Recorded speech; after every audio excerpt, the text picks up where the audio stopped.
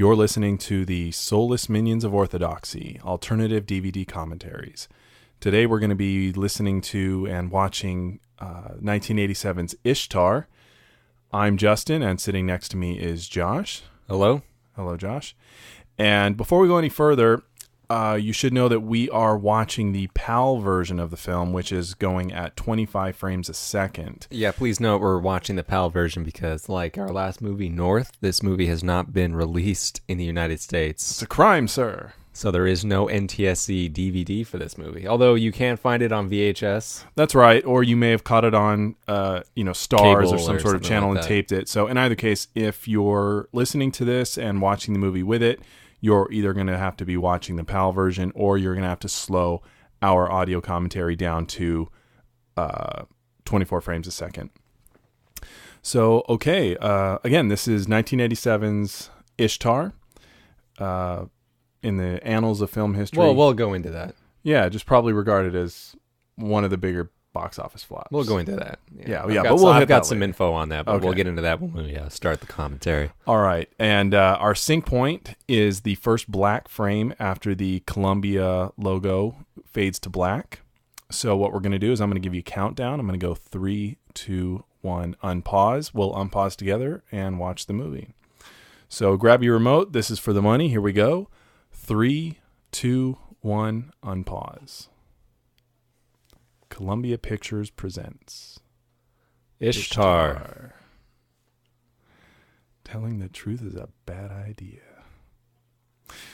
Now, since we're starting off with a song, I think it's probably a good idea to talk about at least some of the music, not necessarily all of it, but... Yeah, there's a lot of music scattered throughout. There is. Now, Paul Williams... That's right, Paul Williams. Yeah, Paul Williams did, worked on the score for this movie, and Paul Williams is a artist in his own, very successful artist in his own right, has had a successful career in music and has also done a lot of supporting actor work in films. He actually showed up in the Muppet movie. I don't know if you know that, and I didn't know that. yeah, he was in the bar that. He was playing the piano, actually, that Kermit meets Fozzie the Bear in. And he was also the ape that governed all the weapons in Planet of the Apes Part 5. Would that be Battle for? Battle for Planet of the Apes. Well, let me read you this quote from Mr. Paul Williams on writing songs for Ishtar. The real task was to write songs that were believably bad. It was one of the best jobs I've ever had in my life. I've never had more fun on a picture, but I've never worked harder.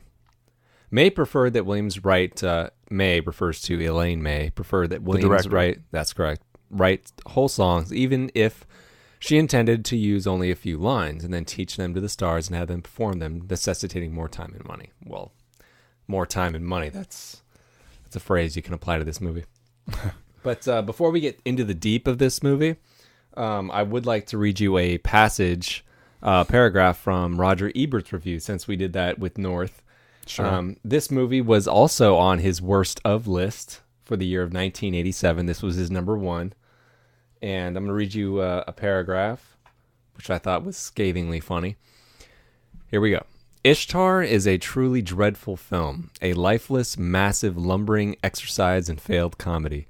Elaine May, the director, has mounted a multi-million-dollar expedition in search of a plot so thin that it hardly could support a 5-minute TV sketch. And Beaty and Hoffman, good soldiers marching along the trip, look as if they've had all wit and thought beaten out of them. This movie is a long, dry slog. It's not funny, it's not smart, it's interesting only in a way a traffic accident is interesting. So he had some kind of things. But ironically, the two hosts that would later replace Roger Ebert and Richard Roper of At the Movies and took over as host of At the Movies, A.O. Scott, one of the co-hosts, ironically actually picked this as one of his underrated films of the 1980s. So he likes it, and he called it criminally maligned. So he actually appreciated it, and during that segment, his co-host actually mentioned one of the funnier bits in the movie where he quotes the smuck schmuck line. So obviously we're not the only ones out there who like this. We can't be. You know, we cannot be of such a specific mindset that we are the only ones that realize how really genius this movie was. I'm glad to see that someone put it in print. I wouldn't use the word genius, Justin. But I think it is. I think you used a phrase probably about a year ago when we were talking about this. Ahead of its time. I love this bit. Yeah. Yeah. You called it ahead of its time. And although buddy pictures like this have been made in the past, I think they refer to Bing Crosby and Bob Hope or something like that. Yeah. They wanted to make something akin to that. But I think you were right when saying ahead of its time, because we've had movies like this come out that are basically a love story between two men. Mm-hmm. And a bromance. Like, for instance, a movie that a lot of people were fond of, I Love You, Man. I haven't seen that. Well, I've seen it. It's okay, but it's a male love story, right. And this is exactly what this is. It's a story about two guys in love, basically. I mean, not romantically in love. No, but they have a very strong friendship, and it's actually very sweet. There's a couple moments I'll point out. Oh, there's some very sweet moments in here. I mean, look at these guys. They're playing off each other. I think it's criminal. In Eber's review, he said they had no chemistry, and I think that's completely totally disagree. Undeserved. I think they have beautiful chemistry. I think they have amazing chemistry. You also said something. You said you believed that they were friends from the get-go, and I still believe that today. I have seen Dustin Hoffman and Warren Beatty in multiple, other films, and I believed these characters. They were in Dick Tracy together. Yeah. This is not the type of character that I've seen Warren Beatty play in other movies. Nor is this. I guess it's a kind of variation of maybe a Dustin Hoffman. Yeah, character. Look at this. I love Beatty's body language, the way he walks. He carries himself very stiffly. Exactly, and we know that this guy is a smooth player in real life, and he totally plays against that. He totally plays against type and against Dustin Hoffman's character. Yeah, to let Dustin Hoffman be the butch. Yeah, they balance each other out. Yeah, he's obviously, Dustin Hoffman is the butch character, and he's submissive. Yeah. He's kind of childlike and sweet in a way. Yeah, in his naivete. He is. And it's there's an attraction to that, that I like. Well, before we get off of it real quick, talking about the ahead of its time business, obviously, like you said, the whole bromance and buddy road trip movie, that wasn't new, but what I think was ahead of its time was the type of comedy and the way that they did it, I think was ahead of its time. This is a movie that I said before in podcasts and maybe even in another commentary that if they were to remake this movie today, line for line, shot for shot, you would have a hit. I just think that I really believe that when audiences sat down to watch this movie in 1987, I'm of the belief that they did not realize that these songs were supposed to be bad. I really think that they were supposed to be funny, that they thought they were supposed to be funny and all that, but they're, bad funny. I just think that people did not understand the type of comedy this was. This very sarcastic, and gosh, I don't even know the word to put to it, but just, I really believe that. I'm sure anyone listening's probably got what I'm saying. I just think it was ahead of its time. And I think that's why it flopped, because people didn't realize that it was supposed to be funny, that it wasn't accidentally funny because it was bad. It was supposed to be funny in a very specific way. And that it was mixed with, like we were talking about, these very sweet and honest, dramatic moments of the friendship of these two. Some people might have found jarring, given that they were expecting probably a farcical comedy. And this is not a farcical comedy. This would be a satirical comedy, maybe. And anyway, I mean, that's ultimately why I believe it's ahead of its time. Well, as we're going to leave the bar here, we're going to go into a flashback. Yeah. And it's going to set up how they met. I wanted to talk about the movie structure. Rewatching this film, I found that it is unbalanced. Here we go. Hot chocolate love, hot fudge love, hot fudge love, cherry ripple kisses. This is good. I love how he's paying no attention to the kids. That's That's great. That's great staging you know? He's singing to his soon-to-be ex-girlfriend or ex-wife. Yeah, ultimately ex-wife. They are married. Willow. It's good to remember her character's name. Yeah. It is unbalanced in terms this of is the where he's structure. singing Hot Fudge Love, isn't it? Well, he was testing it out when he was driving the truck. Okay. But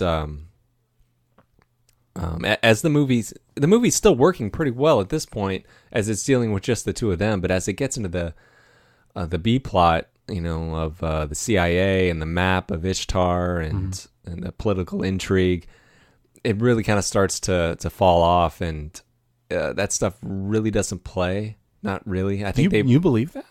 It doesn't work really. It doesn't strengthen the film. I really think it's a hindrance, and that it goes into that. It goes into it too much, and I think not in the right way. I think they should have taken it lightly. Here's one of my more favorite songs from the soundtrack, "Leaving Some Love in My Will," which is actually, I think, pretty catchy. It's very catchy. It's hilarious.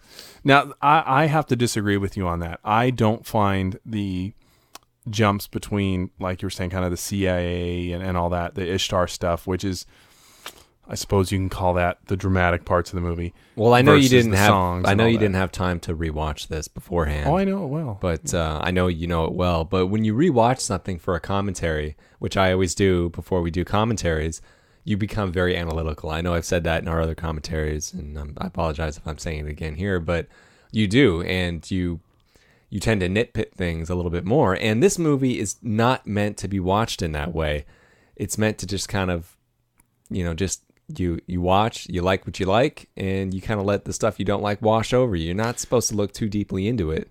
Mm-hmm. And I think they knew that, and I think that's where a lot of the misgivings of the criticism come from, is people were expecting so much from this movie. Here we have Carol Kane being introduced.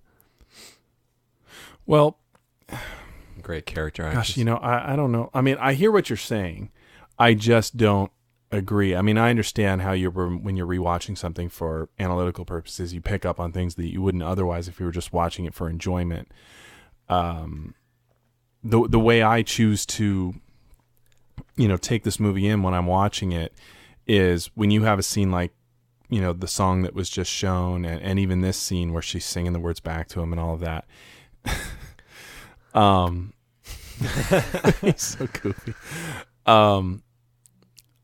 Even though the words are funny, it's played in all the songs, even a moment like this where the lyrics are so goofy, when you really pay attention to them. But what's happening is actually almost sad, because you want these guys to succeed, but they just don't have the genuine talent. Yeah, that's something I like to comment on. There's a line in this movie that I really like, which comes up when they're in the desert and they have no water. It looks like they're about to die. There's vultures flying around. Oh no, don't. All right, you're gonna go there. I was just gonna. Well, if you're gonna talk about the moment that I think you're gonna talk about, it's one of my favorite moments. But go ahead. Lyle says to Clark, is that his first name? It's Rogers.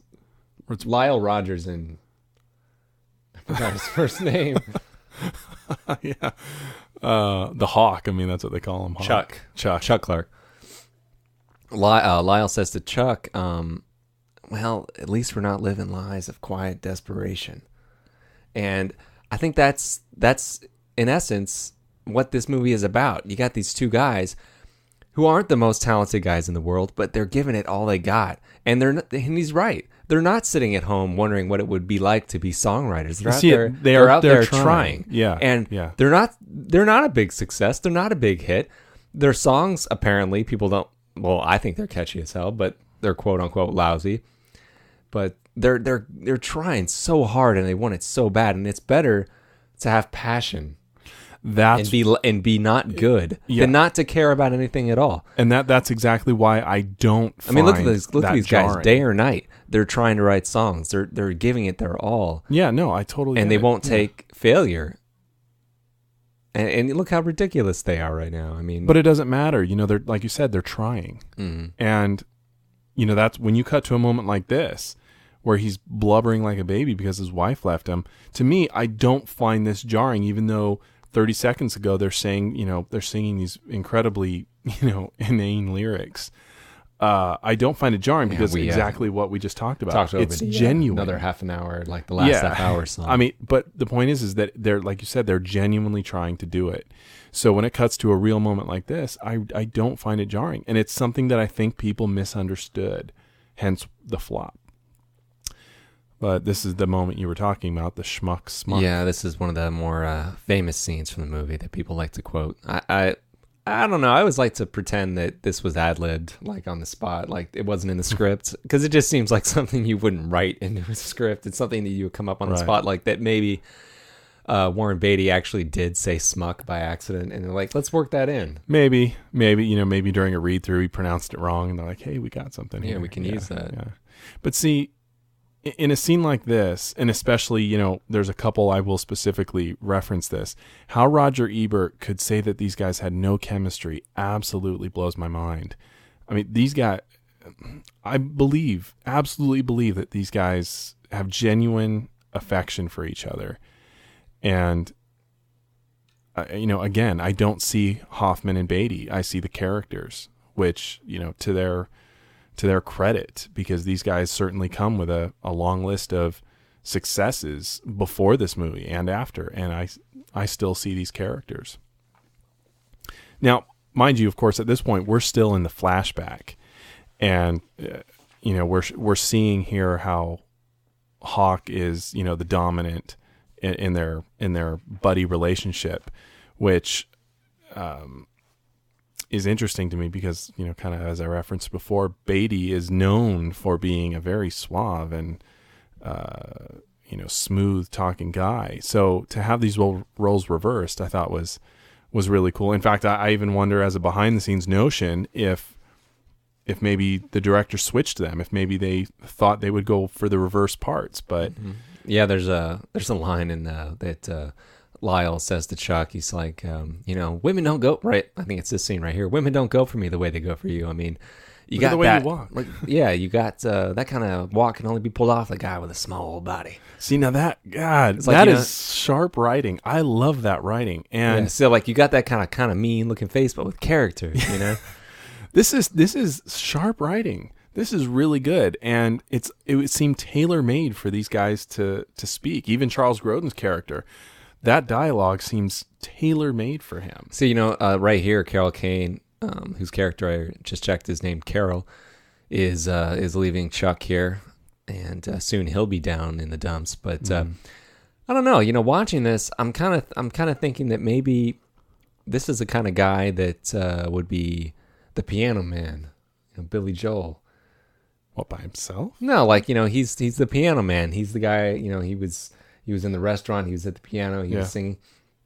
He's the kind of guy that song was written about. Even though I know Billy Joel wrote that about himself, but he's the Piano Man. He's the guy who, leave tips in the wine glass. He's the guy who wants to be in better places. He's that guy, and you don't think too much about his personal life, but the Piano Man could have had some troubled times too. Yeah.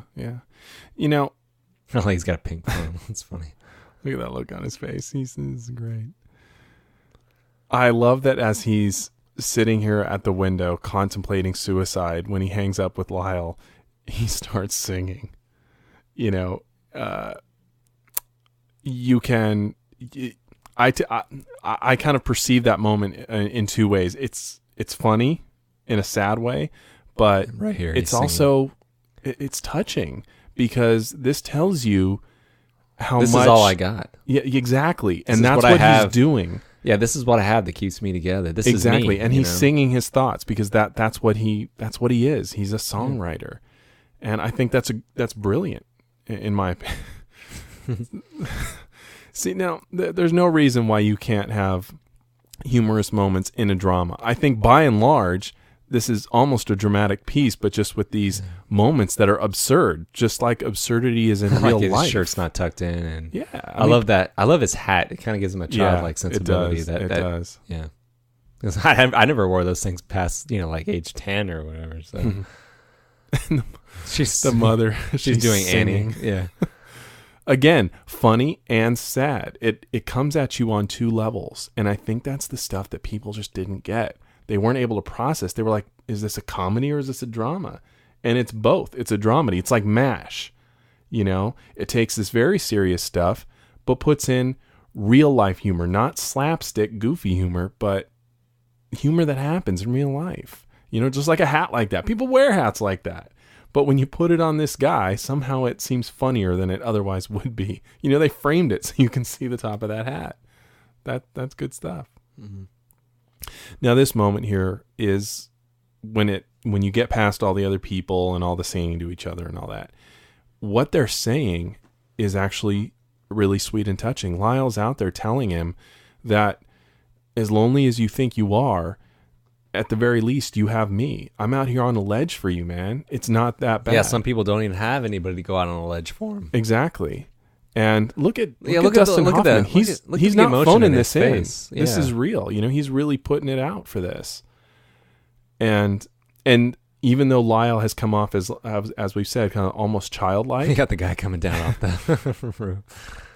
You still believe in his sincerity when he's out there. Mm-hmm. You believe in the peril, at least I do, of Hoffman willing to end his life here. You know, it's things may look bad right now, but we still got each other. Look at that. Are you disappointed in me? Yeah, because I'm not the guy you thought I was. And that's something that is really hard to admit to people when you put up a front and you try to come off as he's better than you are, and then that front comes down, and here he is, man. It takes a lot of nerve to have. Look at the way he's holding him. He's coddling him like a mother would a son, or even I don't mean this in a homosexual way, but he's holding him almost like a lover, the way he's holding his chin. Yeah, but it's not like that at all. It's just the tenderness between these guys, and they have no problem. And it's a character reversal in this moment. It is. He gets to be his savior. Exactly, and I think it's done beautifully. Absolutely beautiful. Look at that. I believe that. That is a great moment. I think if you cut the songs and some of the, goofier maybe setups, goofy's the wrong word, the more humorous setups or stagings, this would play as a straight drama. I really believe it would. I think it's that well written and that well acted.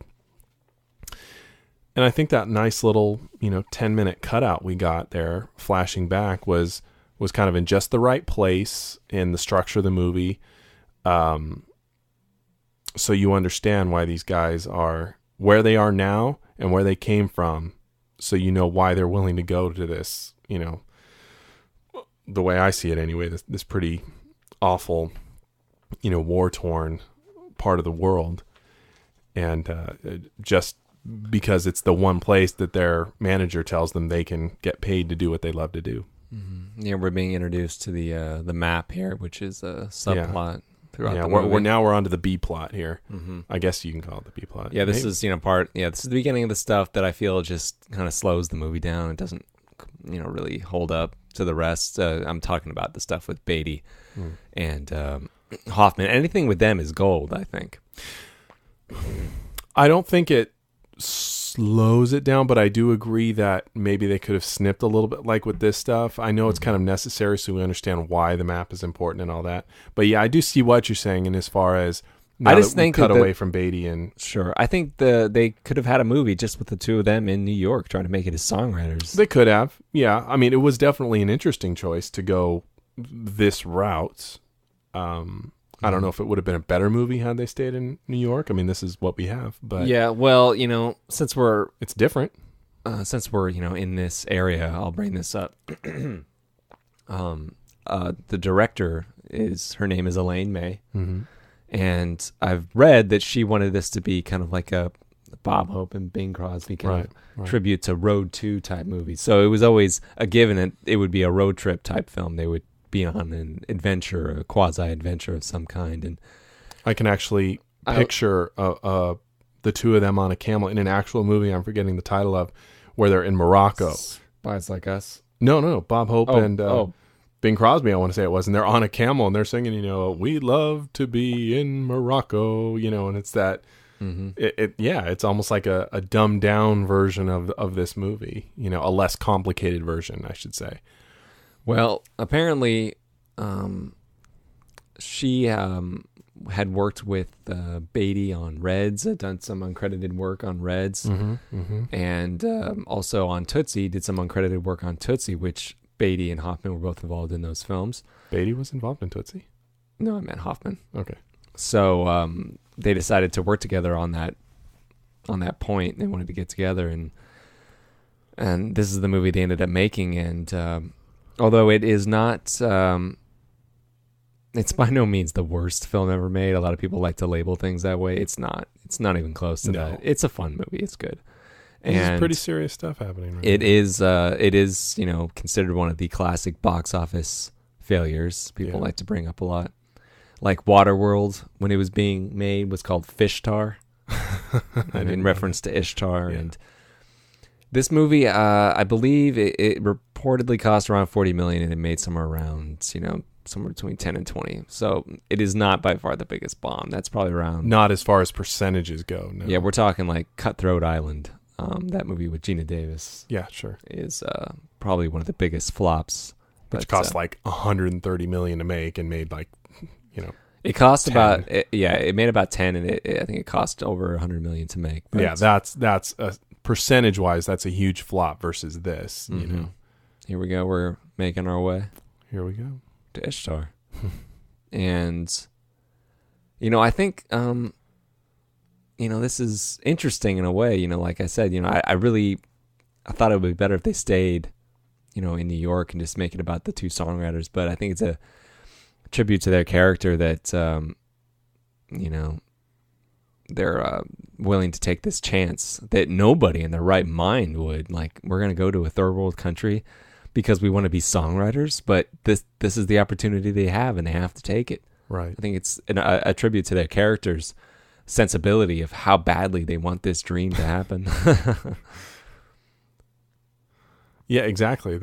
It's looking a little. That's why I think it works. It's looking a little 80s. It's making me think of what's that movie? That gangster movie. Gangster? Are you talking about Warriors? No, that's a good one though. But see, singing again. See, there you go. It's going back to a spot. I don't know what movie. Scarface. Oh yeah, all right. I see. I know. If you want to talk about an overrated movie, there's Scarface. You might be careful who you say that to. Yeah, I know. Whatever, man. Bring it on. Look at Hoffman here. See, this is really great. He's not in front of Lyle, so he's not quite the cool cat that he would normally. If Lyle, there's some boobies. Mm-hmm. If it wasn't for, if Lyle was there, I think he would have acted different. Look what you have. If Lyle was there, I think he would have been playing this up a little more tough guy, but now that he's alone, he feels a little more vulnerable, so he's afraid that someone's going to try and take advantage of him and all of that, which of course she actually is. But, or he thought it was a he, of course. Yeah, apparently these two were dating, or was it... What? Was it she and Beaty? Really? Yeah. This is Isabella something, I want to say. Very, very beautiful girl. I think she was in the remake of Diabolique. Yeah, Isabel Adjani. Ajani. Yeah. Playing Shira Cell. I'm sure it was Warren Beatty that she was dating. If she was dating either of them, that is. I didn't know that, though. Mm-hmm. And I think she's French or something. It's an interesting casting choice. I like that he just explained how he got the name Hawk. That's kind of, it's nowhere, it's nothing like what you might hope it would be. Yeah, well, the relationship brings up another, famed, incident of production, not post-production, just a production, that apparently there was quarrels and feuds, as people like to mention a lot about movies that, didn't apparently make a lot of money. They like to go back and point fingers, and apparently there was some feuds between the stars and the director, and they didn't quite always get along, and apparently Warren Beatty and Elaine May didn't quite get along all the time, so Hoffman had to serve as mediator. Really? Yeah. This is according to things I've read on the internet. So well, that's interesting, given that that she had. I love the way Chuck. The way he's kind of he's kind of hopelessly, acting and eating that thing at the same time. And he's wearing that hat. Look at him. He's like, oh man, we're screwed. We're screwed. Yeah. Even this guy's wondering, like, what's with this guy? Yeah. That's interesting though, given that according to the their work history, it seems as though Elaine May had worked with both of these guys, so you think she would have had a decent working relationship with Beaty, to where when this came along, they wouldn't have such a conflict. I find that interesting. But if she was maybe brought on as an additional script doctor or something on a previous movie, maybe she didn't really have any interaction with him, I guess. I guess that's possible.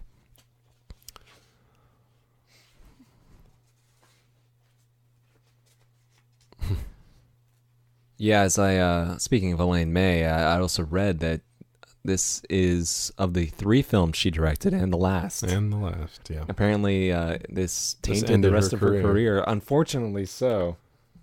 Yeah, you can't... Oh, well, that's not true. I was going to say you can't have a flop like this and continue. However... Yeah, she was a writer and director also on A New Leaf, 1971, and Mikey and Nikki, 1976, and was just a director on The Heartbreak Kid, which was a notable film with Charles Grodin. Mm-hmm. Yeah, which that's is in right. this movie as which was remade later with Ben Stiller. But she did do some writing work after this movie. I Primary that Colors, The Birdcage, Dangerous Minds. Yeah, she did okay. Labyrinth. Yeah. Labyrinth was before this, but yeah, she did continue to work. But at least writing. It kind of reminds me of a recent story that I came upon, which isn't really a story; it's just something you discover on your own. Another director. I'm fascinated with what he's eating, why his hands look the way they do. Well, it's that type of food, I guess. I guess so. Finger food. So. A director who's kind of on the up and up, Jonathan Frakes. From Star Trek: The Next Generation, most notably, but he had some success beginning as a director, directing Star Trek: First Contact and a smaller kids movie called Clock Stoppers. And although Clock Stoppers wasn't a huge hit, it did, give the studio what it wanted, a kind of, mid-range budget kids movie that was a moderate moneymaker. Right. He then went on to make a movie called Thunderbirds. And it was a disaster at the box office. It was a disaster. I'm talking about it lost a lot of money. And he has not directed a feature film since. And I think that's really a shame, because if you watch Thunderbirds, which actually is a pretty good, it's a kids movie. It's a family movie. It's not technically bad, from a filmmaking standpoint. He went out to make a poppy kids movie with bright colors and a lot of action, made for the family, and the studio wanted that, and that's exactly what he gave them. Yeah. And it's not his fault the movie didn't make money, and he's been kind of shit-canned on the out for that, and I think that's really sad. That is a shame. And if you listen to his commentary on the Thunderbirds DVD, you kind of feel that from him, although he never mentions it directly. But you could tell he really knew what he was doing, and he gave it his all, and this is what... Right. This is what the result was, and, I did my job the best I could, and, he doesn't point fingers or anything of the sort. But anyway, we're getting off the topic here. Here we have Charles Grodin's character of, what's his name? Jim.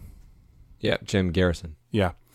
Who, of course, is actually a CIA agent working in Morocco and has... Well, why did he tap Hoffman's character?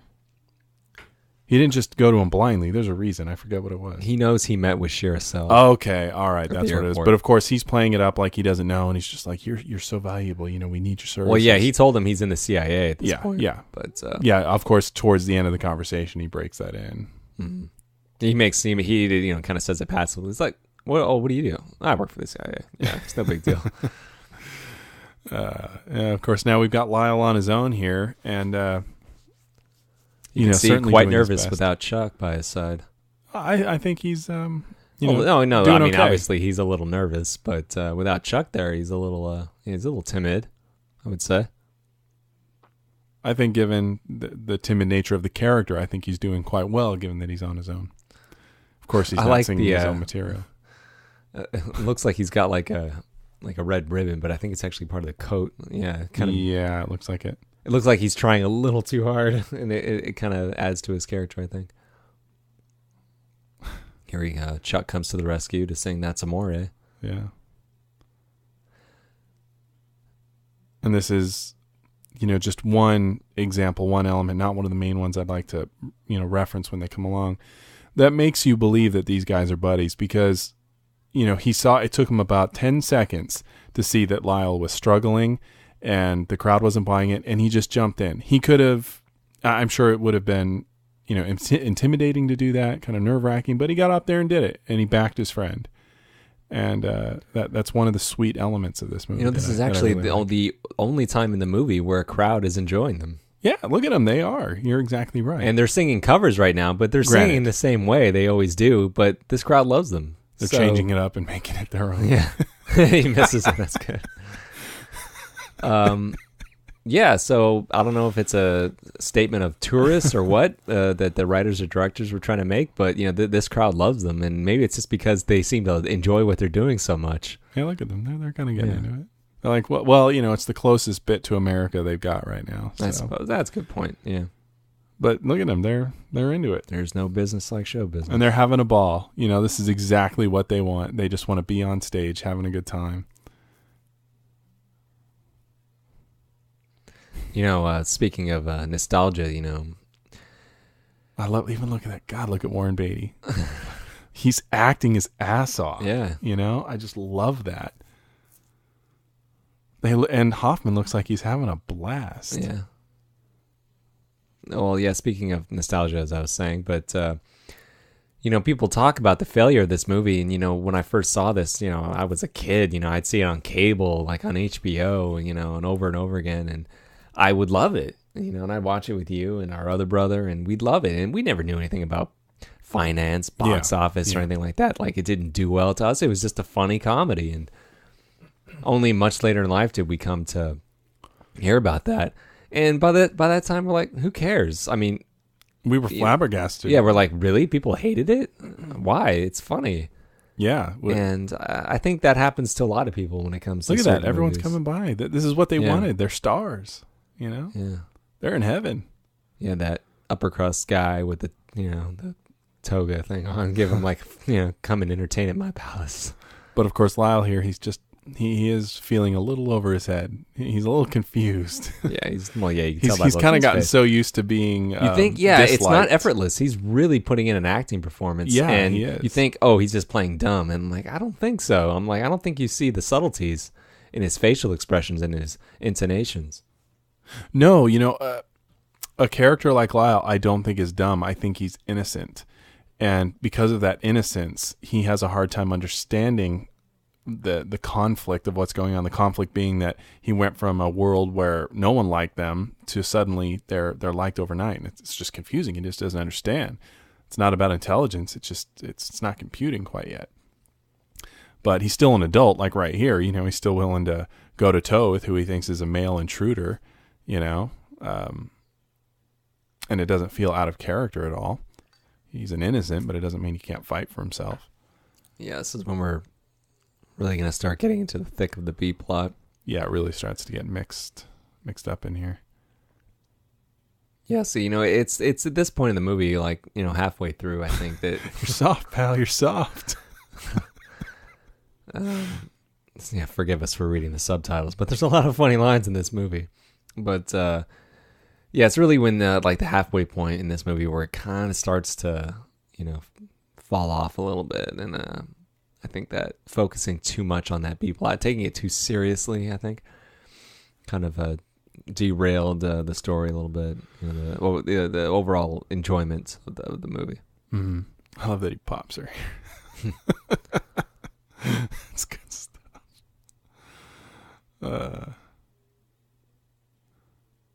He still feels bad. He feels kind of bad that he did it. He's like, "You're just a kid. Come on." Still trying to kissing guys on the mouth. We got to stop reading the subtitles. We're not gonna. It's good stuff though. Mm-hmm. Well, I don't think it hurts the movie because I think we've kind of used this phrase in other movies that we've either done commentaries or talked about in podcasts. I think this is a movie that qualifies as a movie of two halves. You've got kind of what minute mark would you say we're at here with this movie? Roughly. I'd say we're about at 40 minutes. 40 minutes, kind of close to halfway through the movie. And, the first half has largely dealt with their music career or, attempted music career. And the next 45, 50 so minutes of the movie are largely, anyway, dealing with this Ishtar plot. So it's almost like the music element of the movie was the A plot and the Ishtar was the B plot in the first half of the movie, and then the Ishtar becomes the A plot in the second half, and the music stuff becomes the B story, B plot stuff. And I'm not saying that doesn't work, nor am I saying that it's jarring, kind of like you sort of, I don't want to say insinuated, but talked about or implied maybe. But I think this second half works just as well as the first. It just switches its focus, which is obviously switching from the music to the Ishtar plot. However, what makes it work for me are the characters, and the characters carry it straight through because I am invested in Lyle and Hawk, and I just find these guys utterly fascinating. And I do get interested in Shirasel and her story, not as much as I am in Lyle and Hawk and all that. She doesn't have quite the same chemistry with these guys. She sort of develops it a little bit as it goes on.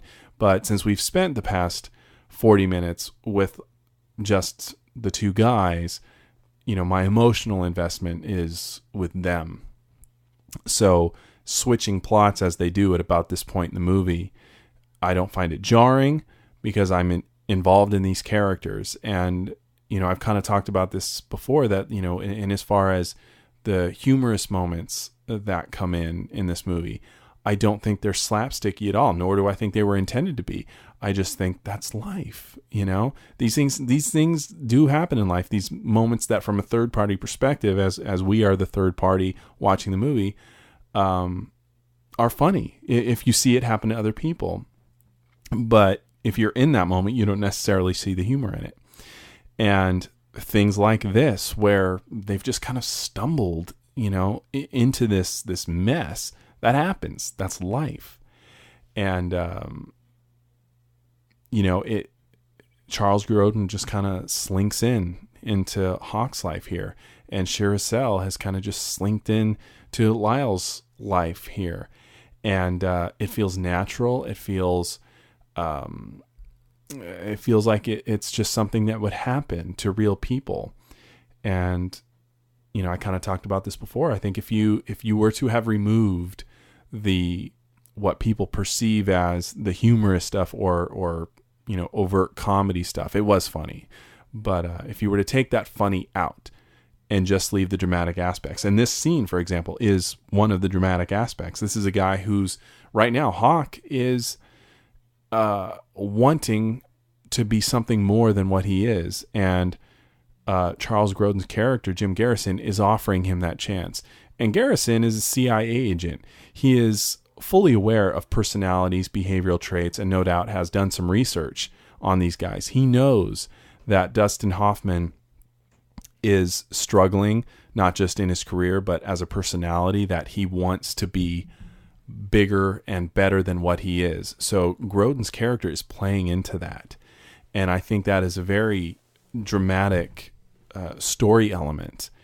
And it's also appropriate to put that sort of logic on Lyle's character with Shirasel. She is representing to him a chance to be the man, where he wasn't the strong man in his marriage, and he's certainly not the butch in his relationship with Hawk. And Shirasel is sort of offering him, not through dialogue, but just through the situation, a chance to stand up and be a little stronger than he otherwise would be. So here you have these two characters being approached by different people, offering different things. And because we have gotten so invested in these guys, this transition from the music A plot in the first half to the Ishtar A plot in the second half feels or I should say, it does not feel jarring, because I'm into these characters, and you understand exactly, even if you don't understand it consciously, you sort of feel what each of these guys are probably thinking as Grodin's talking to him and as Shirasel is talking to Lyle. So that was a very long-winded explanation. I hope it made sense. Well, that was, I never thought about it that way, but, the points he made there were valid. I really liked what you said about Shirasel's relationship with Lyle's character. Sorry, with Beatty's character as Lyle. The way she's giving him the opportunity to step up and be more of a man, so to speak. And right. I like that. I never really thought of it like that before. But these two characters of, Shirasel and Jim Harrison are starting to divide between the two friends. Yeah. As you see, they're starting to sneak around. Yeah, and we kind of talked about the fact that this is a bromance. That's a very the wording you chose to use there. Sneaking around, which is something that happens in modern day romantic comedies and even romantic comedies of the past, where you would have two characters set up. They're going to fall in love, but there's always going to be a bridge to cross. Sure, a rock in the road to prevent them from getting together right away. There's going to be something that they have to overcome in the end, and in the end they'll get together. And it's kind of the same way in this movie. These two guys aren't going to stay separated for long; that they'll come back together. And that because they're even though Shirasel's and Garrison's motives aren't taking into consideration these guys' future success, they're being used, but both Warren Beatty and Dustin Hoffman's motivations are pure and innocent. Dustin Hoffman's character is not looking to cause any trouble. He's just trying to be of help. And so is Beatty, for that matter. He's kind of just trying to help. So that these guys aren't involved in anything intentionally bad, Yeah, Matt Frewer make his introduction. Yeah. Probably best known as Max Headroom. Sure. Although a lot of younger people might remember him more from Honey, I Shrunk the Kids. Sure. But to me, he's always Professor Rasmutin from Star Trek, The Next Generation. A Matter of Time.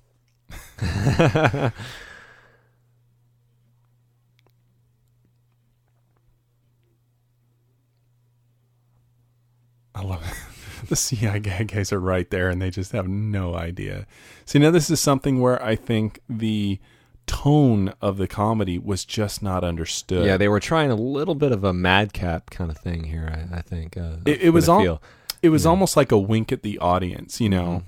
These guys are completely oblivious to it, which is the drama, but yet you've got this, which is the comedy. Yeah, obviously in any real life situation, he would have noticed these people following him. Of course. And of course, the CIA guys undercover, completely outlandish and acting odd and strange. Yeah. Mm-hmm. But, again, it's like a wink at the audience, And even, it's coming up in a little while here, probably about 10, 15 minutes. But the moment with the camel later on where Grodin tells them, the camel is blind. You're kidding, right? No. It's like even his character realizes the audacity, the absurdity, the absurdity. Like, of what's going on. we've really stepped into a time and place where we have a blind camel. Yeah, we're really in that Twilight Zone, guys. Just go with it. Mm. Don't try to. It's like we've already crossed that line in the sand and we can't go back. Yeah, it's Grodin's character is probably a really good, what's the word I'm looking for? Antagonist? No, compass for the tone of this movie, because he really does. He is like the personification of the tone of this movie, where his motives are not pure. And what he's doing is actually bad. I like that. I like Matt Frewer's performance here, where he's giving tips to the kind of new guy. He's like, no. These guys are Arabs, just as Texans. He's like, those guys, the ones in the Hawaiian shirts, those are tourists. Yeah. But Grodin's character you know, his actions are dramatic, but the things that he says are satirical and humorous. And it's a balance of tone that it's funny without you being, either get it or you don't. He's definitely playing funny without being funny. He knows what he's doing. Yeah, exactly. You know, and there's, that old saying, when you try to be funny, it doesn't come off as funny. What's funny is when you don't try to be funny. That's funny. Exactly. And, it's just a matter of his character is just aware enough of the absurdity of the moment, and you see it just enough on his face that you share in his, bewilderment. And that's it. You're not supposed to go any further. You're not supposed to look for any more funny, because that's exactly the kind of funny I believe they were aiming for, and I believe they hit. But I think it just went right over people's heads. It's just, he got gun. He's like, oh my God. Oh, it's hilarious. Now, if anyone's actually following our commentaries with any regularity, we just did North. And in North, they had a severe problem with tone and fluctuating tone, where one moment was absurdly comical and funny, and the next moment was dramatic with people, adults trying to kill a child with no humor in it. And it was absolutely jarring. Whereas this movie is doing just that right now. These guys are actually trying to kill them, but it works because there's just enough absurdity, not too much, but just enough absurdity going on to where even though they're trying to kill them and you take it seriously, it's not jarring. And it's probably one of my favorite words in talking about movies, especially like this: tone. North, way off, way unbalanced in tone. This movie, I think, has a really good grasp of it. Maybe one or two times it kind of slips off the map a little bit, but not too much to take me out of the movie, not too much to make it enjoyable, and definitely not too much to make me stop and analyze it. But again, it's such a delicate balance that you either get it or you don't. I'm not saying I'm any smarter than anyone else watching this movie, but I just think my desire as a film goer is exactly what Elaine May was trying to hit and hoping that other people would get. And it's a sensibility that I think more people have developed over the years, which, comes right back around to my thinking if they remade this. Mm-hmm. Well, I think you're absolutely right. If they did remake it with a different title, that it would be a hit. I think you're absolutely right. Yeah. And while we're still in this market, I'll mention another one of the production woes that apparently, according to information on Wikipedia, has become part of Hollywood lore. I'm going to quote the paragraph. The film's animal trainer went looking for a blue-eyed camel in the Marrakesh market and found one he considered to be perfect. But he chose not to buy it right away, expecting he could find others and use that knowledge to bargain with the first trader for a better price. He did not realize that blue-eyed camels were rare and couldn't find another camel good enough. He returned to the first trader, who unfortunately had since eaten the camel. So. You know what just occurred to me since I've been blathering on about tone? I want to say it was either this year or the year after or the year before that they made Lethal Weapon. I think it's in the same year. Might be, right? Lethal Weapon is probably a safer example of what I think they were trying to aim for in terms of tone with this movie, where Lethal Weapon is like the original Lethal Weapon, mind you, not the blasphemy that's Lethal Weapon 4, but the original Lethal Weapon is probably about 85% serious drama stuff with about 15% of humorous moments sprinkled in, and it's a really great balance.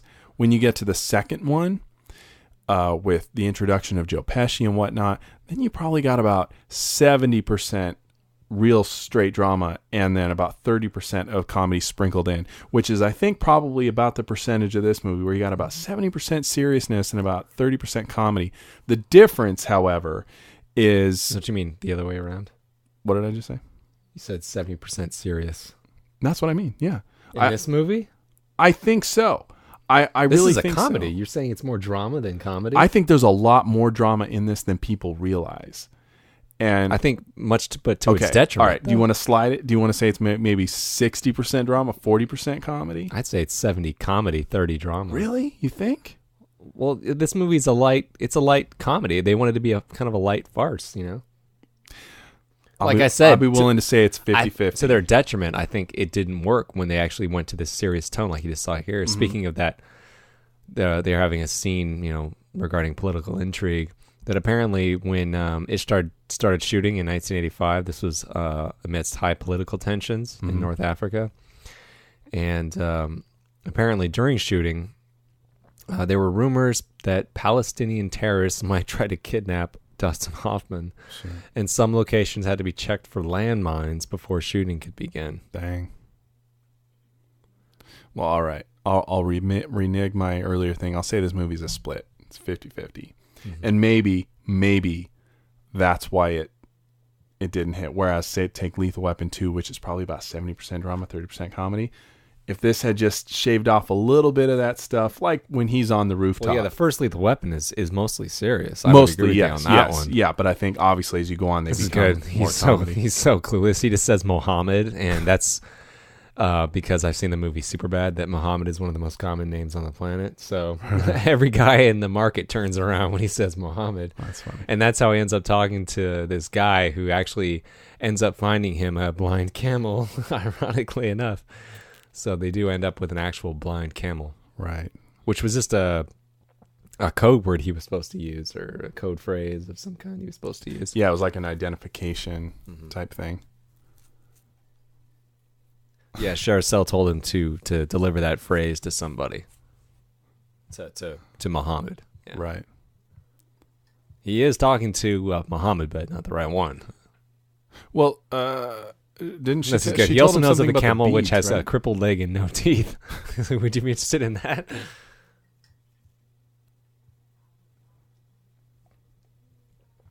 Sorry, what were you saying? I don't know. Where was I? I know I was talking about the whole, percentage of comedy and all that, but I'm beyond it. I think I've made my point. Had you trimmed a little bit of it out, maybe it would have played a little better. I mean, I still love the movie like But this is good, though, even though, I do like this movie a lot. I don't want to give the impression to any listeners out there that I'm getting down on it when I'm saying this stuff doesn't really play that well, and it detracts from the friendship story element of Hoffman and Beaty. But I like what's going on in the subtext when you have, like you had that shot of Beaty out there through the window of him negotiating. He's on his own. He's out there doing this on his own. And even though this trip isn't going the way they want, these two characters are clearly growing and Beatty's becoming more independent and stronger. And, Hoffman is, obviously it's starting to get to him, but there's a sense of growth going on here. Yeah, they do have their own sort of individual arc. Mm-hmm. It's a little more subtle, but it's there. I mean, this movie isn't static. I mean, there's things going on, and I think they're that's constantly going on. Maybe something that, like we said, people missed just because they were being too judgmental. Yeah. But, like you said, just like in any romantic comedy, the two characters are going to get together and they're going to have to cross this bridge. We're pretty much on the bridge right now. And, these guys have, I'm going to use the term, I think it's just understood. These guys have fallen for each other already. They're really good pals. And, they're at kind of a crossroads here. We know they're going to get through it just fine, but they don't. And, very shortly in the film anyway, probably about 5-10 minutes from now, they're going to cross that bridge and they're going to confront each other on the going around each other's backs that they know the other one is doing, and they're going to come through it. And out of that moment also comes another. I think I know what line you didn't want me to quote earlier. Sorry. Yeah. Well, when it comes, I'll get back on. I really love that line. Yeah. And I think it's a testament to the writing and the acting. We'll let you know when we get there. Yeah. It's an example I will point out as why I don't think this movie is accidentally funny or accidentally dramatic. I think it is absolutely intentional and well done. I was saying earlier, Sherricel's character is kind of interesting, and she gets a little more so as the movie goes on, but kind of just as I'm getting into her, the movie's ending. And I frankly kind of don't care too much. I'm very interested in the personal growth of the men, and that's what's keeping me interested in the movie. Her struggle, I really don't care about. Not all that much, frankly. And not that detracts from the movie in any way, because the movie's about the guys, not really about her. But if I'm being analytical and I can say, well, what could they have maybe done just a little better? If there could have been some way to, I don't know if you could have introduced her character earlier. I guess you really couldn't, but maybe spent a little more film time in an interesting way, in a more relatable way. You mean to give her her more scenes on her own to develop something, her character? I don't know, but the problem is when they're she only has a establishing few very short scenes by herself when she's not involved with the two of them. So. Yeah, and like you kind of pointed out, when they cut away from them, you're just wanting to get back to them. So at that point, it's almost hurting her character, because we don't care, because we want to get back to them. When she's with them, she becomes more interesting. I'm sorry, I didn't mean to. No, it's funny. I didn't mean to laugh. It's hilarious. It's funny. It's funny.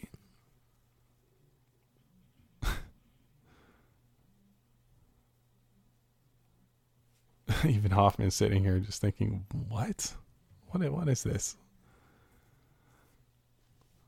But, here we are, just a couple minutes away from that crossroads we talked about. And, they're really starting to, challenge each other in as far as the duplicity that both of them are bringing into their friendship.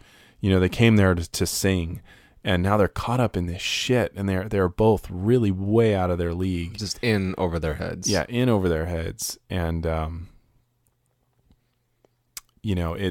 these guys are so relatable that you almost, you're either one of these guys when you're watching it, and you can imagine just how lost you would feel. I just use the phrase, in over their heads, and that's, last night I was rewatching that documentary, Empire of Dreams. That great documentary about the making of Star Wars, and Lucas mentions that he's like, during production, you quote him as saying, I realized I was just way in over my head, and I had no idea if I was going to be able to get out of it. And that's something that you can attribute to these two guys. They're in way over their heads. They have no idea to get out of it. But you look back and you look at Lucas's situation, and you're like, yeah, but look what you did. Look at what you accomplished. You were in over your head, but you pulled it all together in the end, and you gave us a classic piece of filmmaking. Right. And it's because you gave it your all. And these guys are giving it their all. They know they're in over their head, but they're trying their best. And why can't you appreciate these guys' struggle the way you appreciated his? It's the same type of thing. The situations aren't he entirely. He has a bad tooth. I like that. I was going to mention that he's become protective of the camel in a way, and kind of become like a surrogate father to the camel. That's hilarious. Well, that's a testament to his character. It's a testament to growth. That he's taking on more responsibility. It's those little touches that I appreciate. There was no need to do that. Yeah, there's no need to do that. It was a character touch. Yeah, just like this coming up with the that it's stepping on his foot.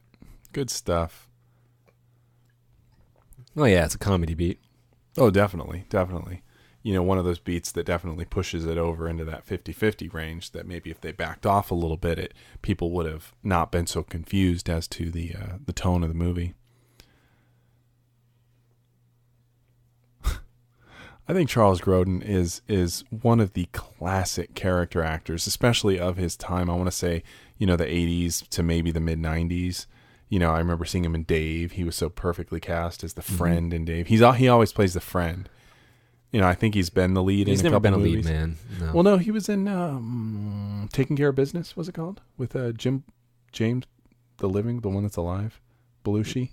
Yeah, I'm not sure about that. They switched roles and whatnot. I would consider him the lead in that movie. Even though it was he was in Midnight Run. Midnight Run, yeah. I mean, he's kind of a suit. I mean, he never headlined a movie, but he would co-star. Yeah, he was in Clifford and Beethoven, family movies. Yeah, but again, he wasn't the headliner. He was, he shared screen credit with someone else. He never. A movie I really like him in that's really underrated in my opinion is it's called It Runs in the Family, aka A Summer Story, where he plays the father.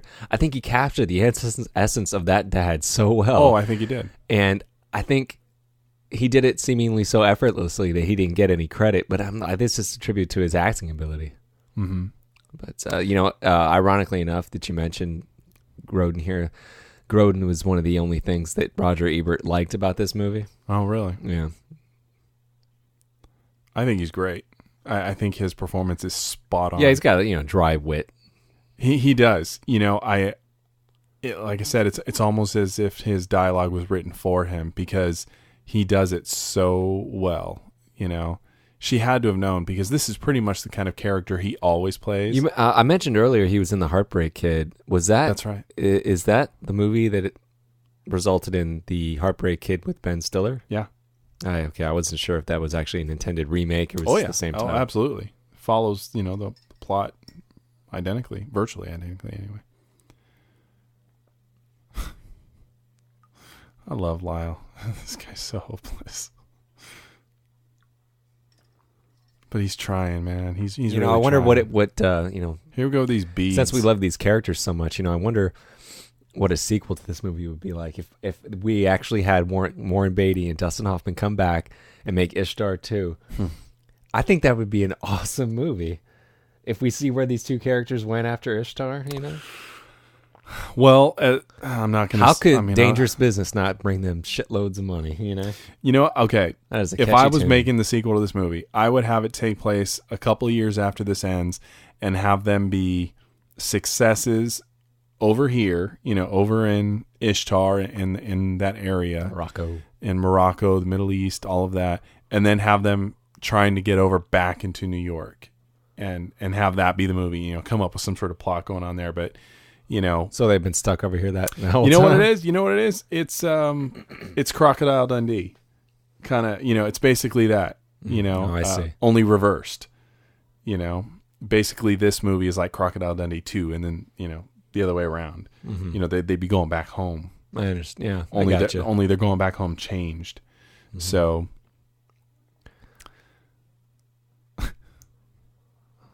these guys, they're Lyle is so trusting. They're just being walked out to die, mm-hmm. and they think they're going to the good start Oasis. Yeah, but they're not. Yeah, the character played by Grodin was in cahoots with the, Hawk. No, was in cahoots with the, the gentleman from what's his name? The Emir or something like that. Yeah, it was talked them into walking him out in the desert so they would be killed to be gotten rid of because he thinks he's going to an oasis that actually and he just wants him to go out in the desert to die. Now, what's Shira Cell's reason for walking him out there? I honestly don't remember. Yeah, gosh, I wish. Now I'm drawing a blank. See, the plot got a little muddled too. No, frankly, it's because I don't care about her character. It got a little muddled too. But also because I just really felt like you said, I just want to get back to these two guys. Yeah, exactly. So it's like when they go to Shira Cell, and that's information that I was, just wish I had remembered. I think this is where I'm almost not paying blind line comes in.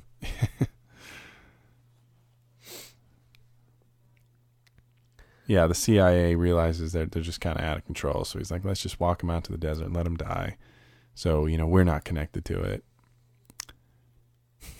That's a funny pattern. Camel. He's blind. Kidding? No. That's hilarious. I'm telling you. Speaking of production woes, I also read that apparently Elaine May was a noted perfectionist, and they compared to Stanley Kubrick, which is quite a comparison. Because apparently, a big comparison. Yeah, the way he's writing on the canvas back. Apparently, finding the right amount of the right kind of sand dunes was a major to-do of some kind. They couldn't find the right sand dunes to meet her approval or something or other, and she also got she had extreme reactions to the weather and the sun, and apparently this part of the shoot didn't go very well. It was quite difficult. I can't blame her for that. I'm sure it was hell. Yeah, this scene always reminds me of two movies: Spies Like Us and In the Army Now. Two movies which feature people lost in the desert. I see that. I can see that. Here we go. Lyle coming to Chuck again to save him.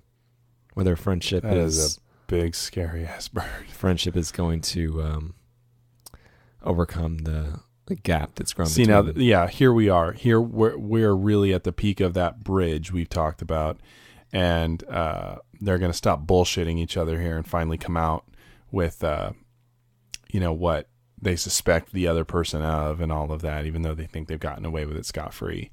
And, their friendship will win out, and they need that to survive, this desert crossing. Kind of like him he called him Hawk there as opposed to Chuck. Kind of reminds me of the way, he knows that he'll respond to that in a way that he wouldn't respond to Chuck. Kind of similarly the way that Indiana's father calls him Indiana at the end of Last Crusade. When he really wants to get his attention. Yeah, that's an interesting point. I hadn't quite thought about it that way. There you go with that analytical thing. You don't notice it until you're really, really trying to see the subtleties. Yeah, I mean, we're watching this without the sound on. We got subtitles, so we'll make conjectures we normally wouldn't make, probably. You mean they're here on spec? That's hilarious.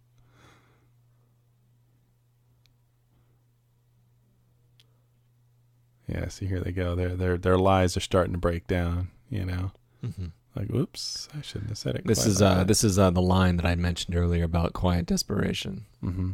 This is what I was talking about. And yeah, they're not living lives with quiet desperation. Look at them. I mean, they're about to die right now, they think. They're out there living right now. But man. they're out there, they're living life. And although they're about to die, they think they are, and their singing career isn't going that great. And they're mixed up in this political intrigue. At least they're not sitting at home dreaming about what it would be like. They're out there living it. And that's such an important life lesson. See, they've just taken just a little bit more of a step to where they exchanged I can't remember who told me that. I can't remember who told me that. So they both know, now they've just subtly confronted each other with the fact that they both know each other's lying. And they're going to come out with it real soon. Mm-hmm. See, now here we go. We've cut away, and I just don't care. You kind of need this information plot-wise. Yeah, we do. Yeah, it's going to advance the plot a little bit, but we just kind of want to get back because we're left with the only character we really know, which is Shericel, and she hasn't been really developed. And then we have this plot, and she's not even really talking at all. Yeah, she's just she's reacting to what they're saying, but it's really what's the word I'm looking for when they're just dishing out plot, exposition. Yeah. And it's if not handled right, exposition, can be deadly, and this is probably a relatively good example of that. A lot of people, a lot of writers or directors, whatever, actors, they hate doing exposition on film. They just want to get past it because they know it can really slow down the pace. But if not done in a right way, and we're talking probably about 2 minutes worth of film here, but you just don't. You're like, get me back right here. This is where I want to be. That camel. That's your poster, isn't it? That's the poster for the movie, them on the camel, isn't it? Yeah, I believe so. Well, I think on the VHS. Now it's breaking down, Now they're just calling out each other on those lies. They realize they missed their gig, and that's shit. That's pissing them off more than the fact that they're going to die. They're like, God damn it, we missed our gig. We're never going to get another booking. Yeah. You're the spy. You're the ones working for the CIA. This is one of the more notable scenes in the movie. These two confronting each other. Mm-hmm. Who's Shericel's map? This is great dialogue. This is snappy, sharp, quick. Well, it's not only that, but it's good acting too. It is, and it's well done. The pacing, the cutting is perfect. It's spot on. Is the line you were talking about coming up? Are we? I don't want to make sure we were talking about the same line. I think we're a few minutes away here. I don't know if it's before nightfall or after nightfall. Okay, then we're not talking about the same line. Really? What are you talking about? The line right here where he says, right here, your girl? How did you get to be your girl? If she's anybody's girl, it's the guy you're sitting in back of. No, that's not what I was talking about. That's a great line. That's a line we like to quote often. Yeah, definitely. That's one of our personal favorites.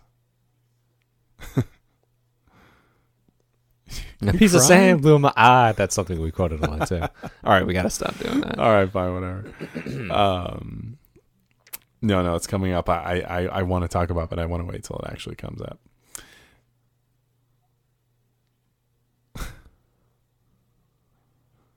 Must be one of them once in a lifetime things. Yeah. He still doesn't get it. He still doesn't get how he's been, Duped. led, Yeah. duped. Exactly. These CIA guys just can't fathom how these guys are actually that stupid And still alive. Yeah, and survive. That just boggles their minds.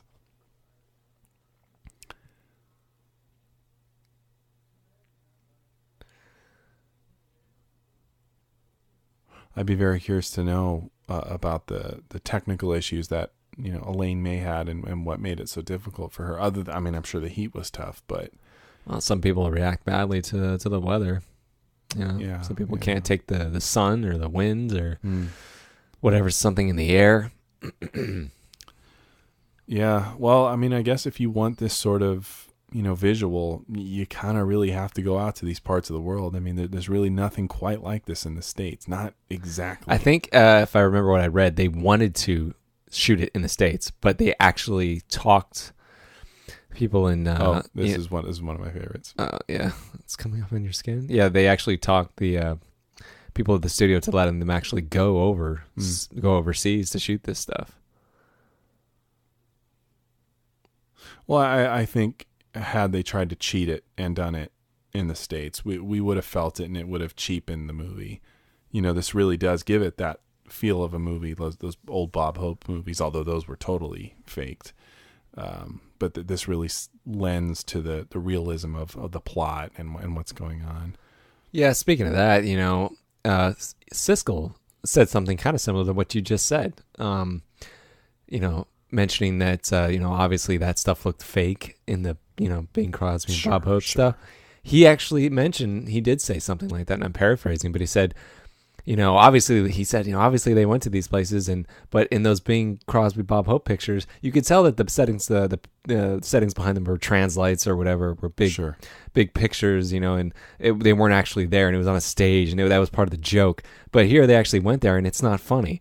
And I don't always, I don't watch their show to agree or disagree with them. I watch it because it's entertaining. So I think that's funny that you kind of mentioned that in the same way it had the opposite reaction to it. Interesting. Now, this is a scene that is, now that I've kind of slipped into my analytical mode here, I love this scene. This is hilarious, but it's probably a good example of how this movie tipped a little too far into the comedy to where it threw people off. Again, it does not at all affect my personal enjoyment of the movie. I think this movie's freaking great. Yeah, this is something I like to quote to myself. Are you the auctioneer? Yes. Just when nobody's around, I'm by myself. Are you the auctioneer? Oh, yeah. Oh, I do that. If someone's talking to me, I go, yes, and no one will get it. But in either case, though, this scene that's happening here, with the way Dustin Hoffman plays it, it is definitely a comedy moment. That it's played up straight for laughs, and that there's not a whole lot of tension as far as you don't really think they're going to die at this point. You might say a little racially insensitive. Yeah, you could say that. And this is before the country got too PC, I guess. Because they wouldn't. Probably in the mid '90s or early '90s when the country got really PC. And I don't think they do this now. And we had that great underrated movie PCU come out and address that fact. But I think they, well, definitely not now. People become far too PC for that. But there was a time back in the 80s when they could do stuff like this. Yeah. Look at the character of Hollywood in Mannequin. Mm-hmm. Would you see a flamboyantly gay man like that in a movie today? No. No, you get the gay community in an uproar. You get the gay, you get the gay best friend who lives next door and brings chicken soup when you don't feel well. Sure, yeah. As if that cliche is any worse or better, But in either case, this is, although works fantastically on its own, if you're being analytical, as obviously the audiences were when they saw it, I can see how it could be confusing. And as far as you're like, what movie is this? They were just sent out into this desert to die. And now we're in a genuinely funny scene that has truly taken away from the tension of them feeling they're going to die. And again, personally, doesn't hurt me at all watching the movie, but I can see how, en masse. Well, one thing this movie definitely succeeded in is, in this scene in particular, taking me to a place I couldn't imagine the film going. I mean, if you started watching this movie for the first time and you start off with these two guys as songwriters, in New York or whatever, and I bet you an hour later you wouldn't be thinking, you'd be picturing them in the middle of nowhere in the desert trying to get water. That's pretending to be an auctioneer, and that's an interesting. You probably wouldn't have seen it going there. So yeah, the movie did succeed in that part. So it's definitely taking me to places I wouldn't taking me places I didn't know. Yeah, I'd be going. Yeah, no, you're totally right. Yeah, you mentioned Crocodile Dundee too. It's like, obviously they're going to go back to Australia. It's obvious, Right. In terms of fish out of water, you can see where that plot's going. Mm-hmm. But this, I never would have imagined. So, Kareem Abdul. Even though, yes, the movie's called Ishtar, but still, nonetheless, the B plot, as we said, does take some twists and turns. It takes me to places that, as the story started off much more simply, I wouldn't have imagined it have gone. Yeah, maybe the movie as a whole would have been a little more successful had they simplified, this transition into making the Ishtar stuff the A plot versus the music pursuit. Not necessarily meaning that they needed the musical pursuit to still remain the A plot. I'm still okay with kind of the switch. But had they just simplified this a little bit, because I don't want to say it's convoluted. It's not like you can't understand it or anything like that. It's just that they're getting deeper and deeper into this, and you really don't start even touching into the Ishtar stuff until about halfway into the movie. So it's kind of a little late to start a whole new movie. So, maybe if they had just thinned some of this out, it would have been a little easier to take, en masse. I'm talking about here. I like the character attributes Dustin Hoffman takes on. It's kind of like when he's had his hand to his mouth, he's like, oh my God, that's funny. It's kind of like he's taking on this kind of femininity, this kind of holding a teacup in his pinky kind of, character that he's making up on the spot. Again, being analytical. Is this where did I miss the Kareem Abdul-Jabbar? Yeah. Oh, okay. I like that. It's a good line. Being analytical here. What's happening, particularly with Hoffman's character, if I'm really trying to analyze this, which I never have until right now, I'm being honest, I don't feel like I'm quite watching the same movie right now. Yeah. It feels like we've kind of taken because this is a scene. This is the first scene in the movie where the two plots have really come together. Converged. Where we have what we feel really works strong in the movie, the friendship between the two guys, the chemistry. And the B plot of the political intrigue and blah, blah, blah, the events that have led to him to this point, trying to be an auctioneer. Right.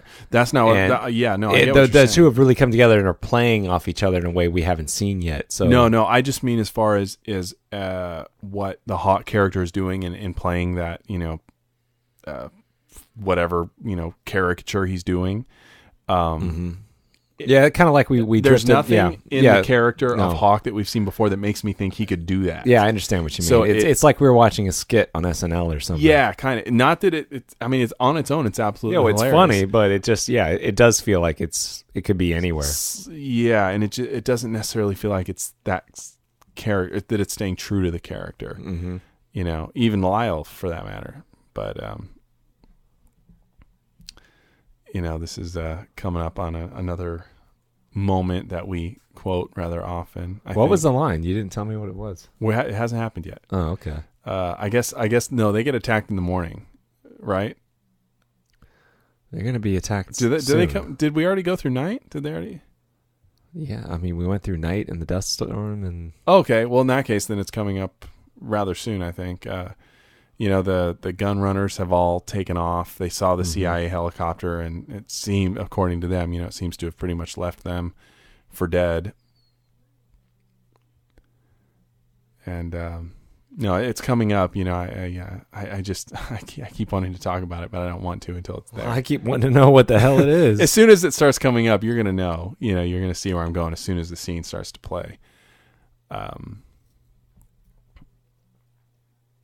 Yeah, this is where I believe it's in this scene where they start realizing that that they're starting to make contact with people out there, and they can't have that, and they need to directly go out there and kill them, shoot them. Whereas they were hoping the desert would do them in.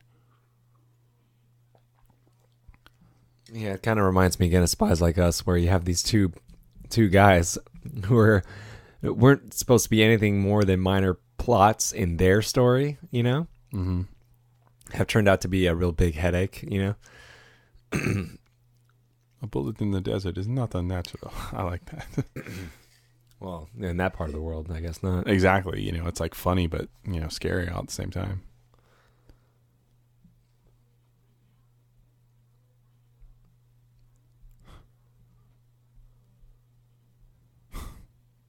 Groton's awesome. It's right about in this scene. Okay. It's definitely when they're down there crawling. Since we're you're probably watching this or listening to this with the sound on Ishtar, low, if not off. Hopefully you listen to it with a tiny bit of volume, we'd hope. Yeah.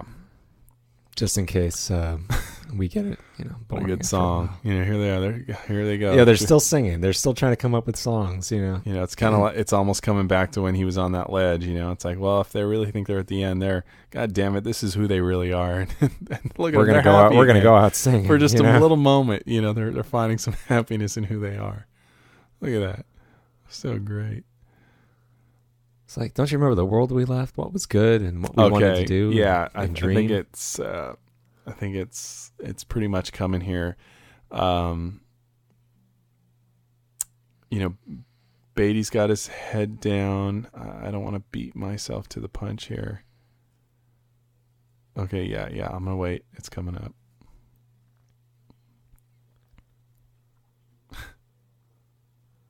Here he goes. Chuck is starting to break down again. Like, oh, I'm nothing. This isn't really a good time to get depressed. Was that the line you were No, talking? okay. It's still coming. I'm just buying time. Yeah, I hadn't really noticed the kind of juxtaposition, that occurs between these two. Like, Lyle is constantly coming to Chuck's aid and emotionally. He is now. And that's something that really shifts from the start of the movie to the end. It really shows a growth. Need a pencil. Yeah, in Lyle's character that wasn't present in the beginning. Yeah, 'cause he was really. It's an arc. When you see him, sitting on that couch crying over Willa leaving him, and being, even Dustin Hoffman says to Carol Kane, "Oh, he's like a child. You don't understand. When I'm not around, he cries." And look at him now. He's out there doing things on his own. He's taking care of Chuck and being more independent. It's right here. It's right here. Okay. Don't lose it, Lyle. Really. Listen. Give it a second. You're all I have. That's I love that line. Oh, the way he says it. You've got Lyle up there looking at that map, and Hoffman doesn't know that. He thinks Lyle is completely losing it. Losing his mind. Losing his mind. And in that moment, and the way he delivers it, he's like, oh, Lyle, don't do this. You're all I have. Those moments of sheer honesty. Sheer honesty. And it's really, really touching. Mm-hmm. It doesn't last long. It's very quick, but I really love it because it speaks volumes. Mm-hmm. It's like, oh, please, don't do this. I can't do this alone. And, he said it. You're all I have. Yeah, those moments in life don't come around that often when you drop the bullshit and just and speak from the heart. And you could tell it in the tone of his voice and the look on his face that he was. Lyle is really all he has. Don't leave me. Yeah, exactly. I found that very touching and very sweet, and probably a little risky that they were even willing to be so emotionally open to each other as, actors being characters and all of that. I really loved that moment.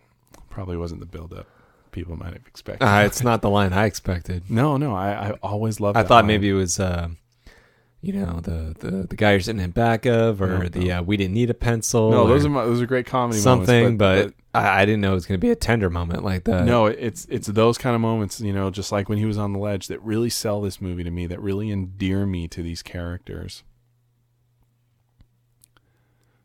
Like you were saying, Lyle is in a lot of ways kind of, he may not be taking over the relationship as the Butch, but they're almost becoming equals in different arenas. When they're on the stage, Hawk is the leader, but it seems like out here in the real world, Lyle is stepping up and becoming, at the very minimum, Hawk's equal, to where right here, they're, for a minute they think they're safe, but even as the gunshots start coming, he's like, "Run, Smuck! Can't you tell? They're trying to kill us." It's suddenly come into, stark clarity for him at that moment. See you later, buddy.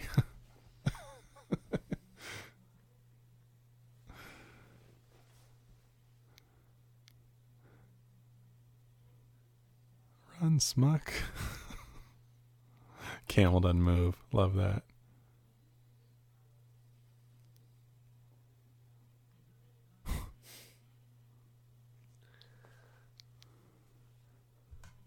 This is something, a moment that I think would have been cheapened, to come back to this, had this been shot in the States.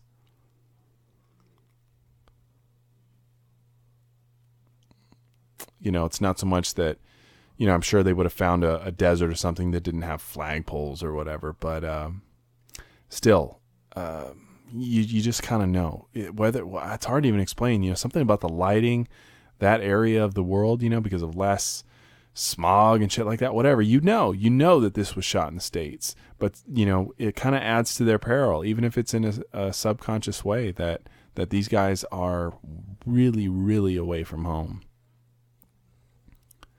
Sending in Bell gunship. You can see the tone in his facial expressions. You can still hear it in your mind when you see him say it.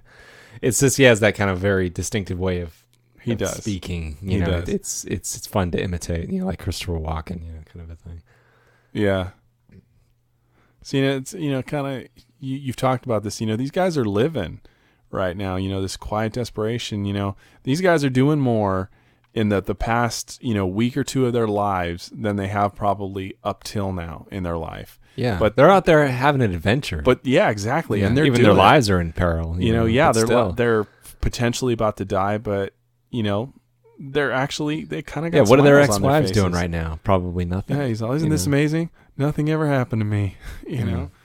Nothing to write home about, right? Yeah. So now we're gonna die in the desert shooting helicopters. Yeah. It ain't poverty. Look at him, and he starts singing it.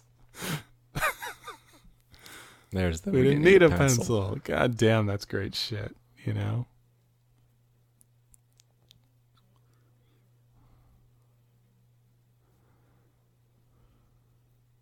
Now, one of my favorite lines in the movie is coming up very shortly. One of our favorite lines in the movie. As soon as they start opening fire. Oh, okay. Yeah, I know what you're talking you know about. what I'm talking about. Yeah, we always got a kick out of that when we were kids. Airwolf is coming for you. I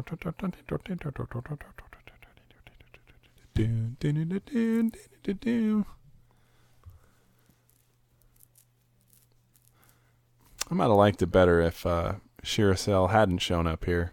They just defended themselves on their own. Yeah, if they just kind of did it by themselves. I don't think they needed to. I think Lyle had it down. Lyle was ready to go, man. Yeah. He took that gun like nobody's business.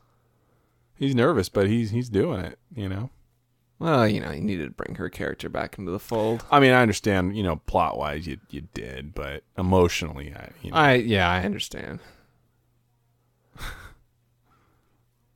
Can you imagine those CIA guys are like, what the fuck? Well, yeah, holy shit. Yeah. That's a good take right there. That's awesome. Jim, I don't know what you had in mind, but this is no longer covert. Here we go. One of the best lines. And they are armed to the teeth. Yeah. All right, get out. He's all whispering. God, I wish I could have seen this in a theater. I would have been the only one laughing. Probably. You know? I would have been so mystified why other people didn't get what I was getting.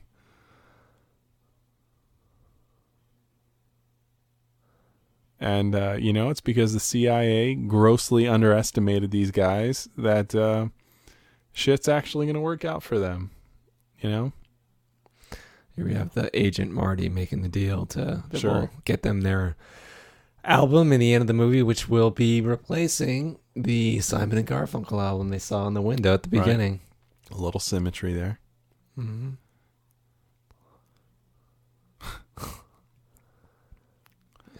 No matter what, they didn't forget their dream. So, yeah, sure, we'll take care of Ishtar, but make sure you get us a deal, Mm-hmm.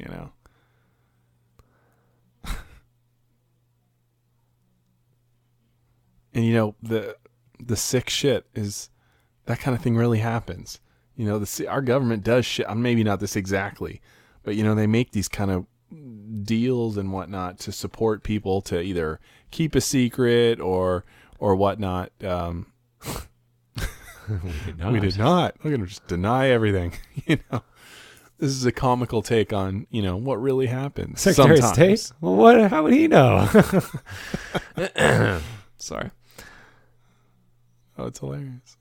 Here comes another one of the lines I like from the movie right here. No, tell him. Don't tell him that we found the map, but we don't know where it is. But we know who has it. Yeah, that's another. It's only the kind of line shot at in the desert. Yeah, it's the only kind of line that Charles Grodin can pull off. And yeah, it really is. I'm telling you, it's tailor made for him. I mean, you read that in a script, it wouldn't sound funny, but the way he reads it, he makes exactly. That's why I think it was tailor made for him, because if anyone else had delivered it, it might not play. It was one of the more famous scenes in the movie where we get to see them do their song set here. Oh, this is Dangerous Business, right? Well, they close out on Dangerous Business, Okay. but they do it in a multitude of songs before they hit Dangerous Business. Yeah, they have we see a medley of it, but yeah, they do go out on Dangerous I love this. The CIA has been reduced to bringing in, MPs to encourage people to clap and whatnot. Yeah, they're just selling. Give them a these guys. show. Give them a show. Exactly. The very guys that tried to kill them in the desert are, they just, you can see it on their faces. They can't believe they're actually, they wrote the music and the lyrics. Oh, God. I'm telling you, this movie's great. Mecca. Yeah, they're singing I Look to Mecca, I think, right now. Yeah, and you see it. You see the growth on Lyle's face. He's changed. He's better for it. And his journey, that's the single. That's you see that Lyle has grown and has become more independent. And in Hawk's case, it's not so much that he's grown in as far as becoming what he wanted to be. I think his journey is that he's learned to be comfortable with who he is. And although he may still put on that little bit of a show because it's almost become part of his personality, I think he's worked past some of the angst of the fact that he hasn't achieved. Your eyes may be on Hoffman, but I love the look. Oh, I agree. Of Beaty over there looking also so fully as he leans in to say, I agree. How big am I? Look at their faces. They just can't believe it. How big is Venus? Heaven? Or is it heaven? Yeah. Venus was earlier. How big am I? I really enjoy the framing and staging and all this. I'm enjoying the cinematography of it. I like the look on that guy. He's like, these guys bested me in the desert. I can't believe that. I love these guys. Yeah, I just wish there had been some way for me to get more involved with her like we are with them. It's too bad. I mean, I don't. And I thought you were gonna say I wish there was a soundtrack for this movie, which much to my dismay I've looked for but never found. I mean, there are fans of this movie out there, and if you look on the internet, they're easy to find. They usually have audio rips from the movie, because they love the songs in it so much, and it makes you wish that there was an official album. Maybe there will be one day. Well, Paul Williams no doubt has them somewhere. Here we go, Dangerous Business. I still think is a kick-ass song. And I think if they released it as a single, it would make money. I think it's catchy and the lyrics are fun. And it is. It's kind of just like telling the truth can be dangerous business. Honest and popular don't go hand in hand. If you admit that you can play the accordion, no one will hire you in a rock and roll band. But we can sing our hearts out. Sing all right. Something babies only should cry. So the neighbors complain. And life is the way we audition for God. Yeah. Let us pray that we all get the job. That's great fucking lines. It's fun to sing to. It's camp. Mm-hmm. And if you know what it is, it's got heart, but it's funny. It's Here camp. Comes the album cover. Yep.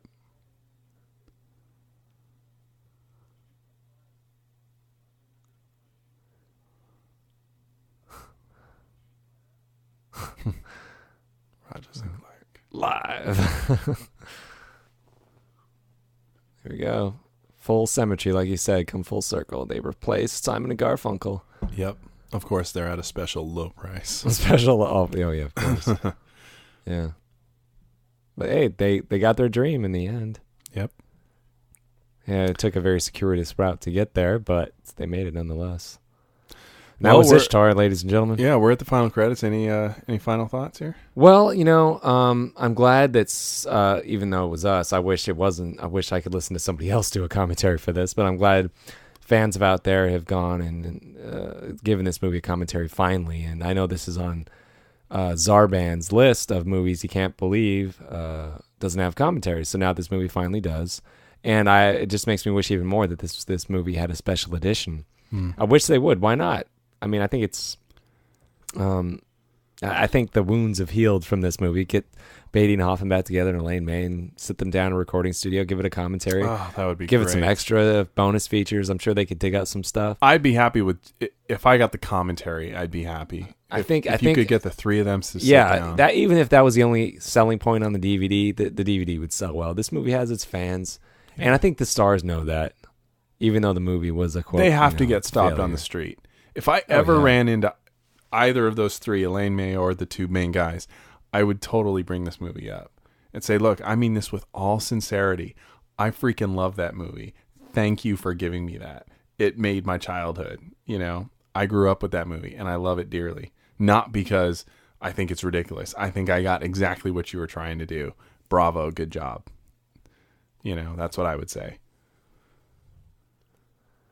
Well, in closing, thank you for listening, and hope we kept it lively for you. We didn't bore you too much, but it was fun, going back and looking at it again. But I just hope that people, finally get a kick out of getting a commentary for Ishtar. Mm-hmm. So hopefully you enjoyed it. So. This is Josh saying so long. Feel free to visit us at our website, solousminions.libsyn.com or solousminions.yuki.com, and leave us comments or boo at us, whatever you'd like to do. So this is Josh signing off. Well, you pretty much said everything there is to say, so this is Justin signing off. Good night. Thank you for listening.